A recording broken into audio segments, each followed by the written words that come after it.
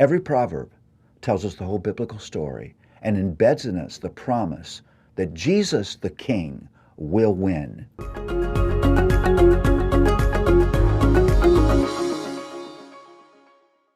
I love Proverbs.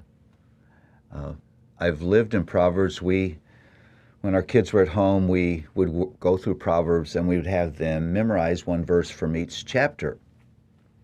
But I have to admit, I don't think I understood the Proverbs for a long time. I didn't understand what this was about. I want to subtitle the Proverbs "The Rescue."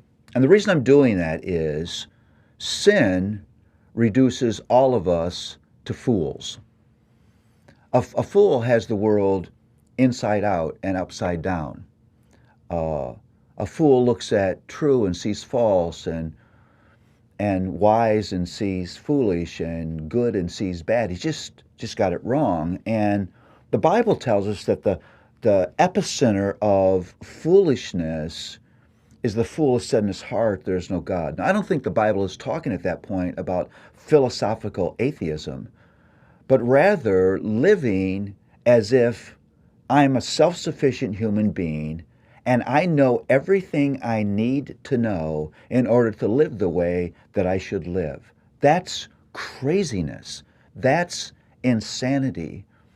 And so the Proverbs is designed, be prepared to be humbled, to rescue you from you.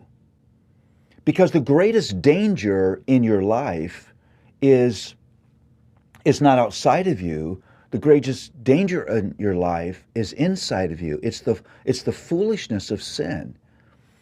And as long as sin remains inside of us, there will be artifacts of that foolishness. It's humbling to understand that I need daily, moment by moment, to be rescued from me. And the Proverbs is all about that rescue. How God in His grace pours down His wisdom. Wisdom we could never know on our own. Wisdom we could never achieve or earn, only because He's a God of grace. Now, there's two things that I think are important about the gospel in Proverbs. First, we understand that the Proverbs are about Jesus. You say, well, how could that be?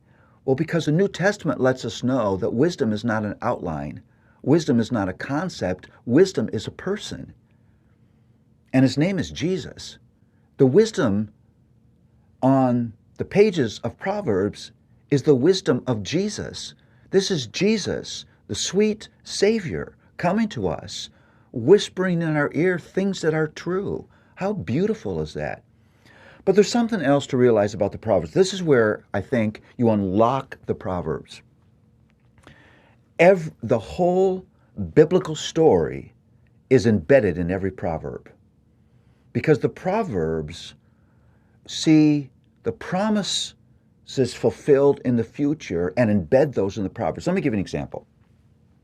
There's a proverb that says, "A soft answer turns away wrath." Now, it's not meant to be mechanically true. It's not true that every time you respond softly to someone, they're going to cease being angry in a miracle, because that's not exactly what the Proverbs teach.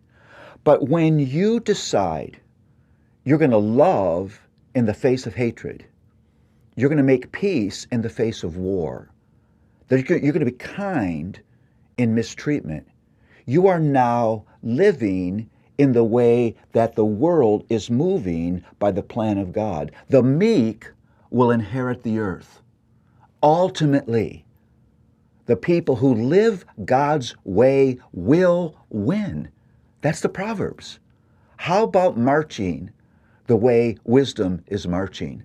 How about living the way Jesus, the wise one, says to live? When you do that, you are moving the way God is moving the story, and you will experience the benefit of that in your life. Every proverb tells us the whole biblical story and embeds in us the promise that Jesus the King will win.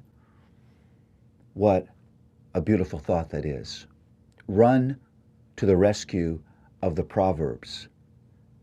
We all need that because there's foolishness inside of us.